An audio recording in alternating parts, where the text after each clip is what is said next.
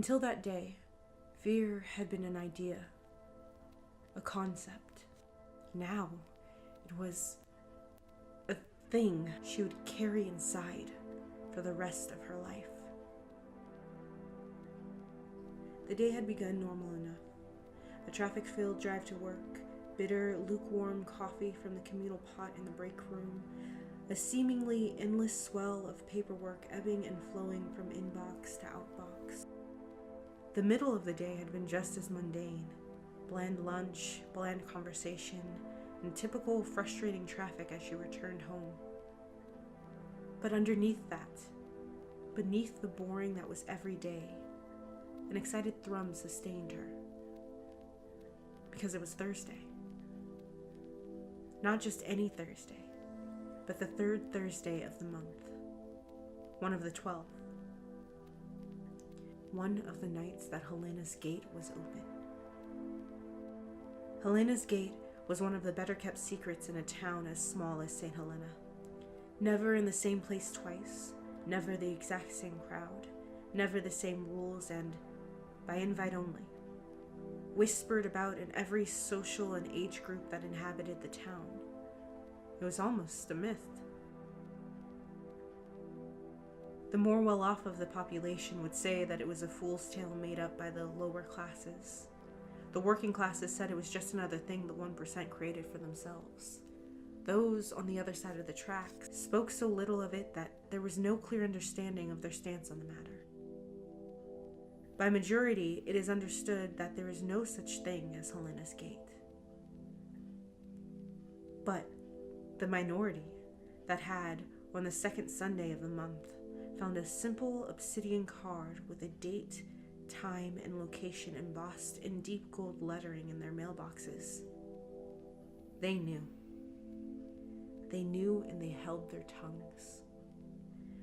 Because the one thing everyone knew about Helena's Gate, whether they thought it was a hoax or knew it to be true, was that if you let it slip you were a member, you would lose all privileges and future invites. And now she was one of the few in the secret society. 12 Thursdays a year it opened, and on a second Sunday in 2019, she received her invite. She nearly wrecked her car on the way home that day. The plan had been to swing by her apartment and grab a quick shower before the appointed time, but the streets were so clogged with traffic that she feared she might miss it. She couldn't be late. The card had stated that she must be at the meeting place at 6:27 p.m., absolutely no later. Just as she was deciding to flip a U-turn and make her way to the meeting place without a shower, traffic cleared and she rushed the last few blocks home. When she arrived, a package was waiting on her doorstep, wrapped in black paper and tied with a golden bow. She quickly swept into the apartment and ripped into it. Inside was a card similar to the original invitation, but this time a short message was scrawled in white ink. "Your ensemble for the evening," it read. "Cover up."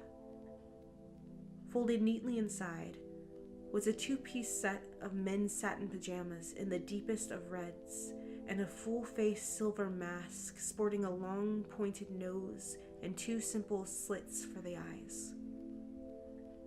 She remembered wanting to feel uneasy, but there was too much newness and adventure tied to the night. She wished, later, that she had trusted rather than buried that instinct. Instead, she showered quickly, changed into the provided outfit, tossing on a coat for cover, and hustled to the meeting place. She remembered being a little early and waiting in her car a block away. She remembered leaving the car to head to the meeting place. She remembered eyeing a door in an alley, remembered the black card with a single gold line bisecting it dangling from a string taped to the door. She remembered flipping the card up and reading the instructions to put the mask on.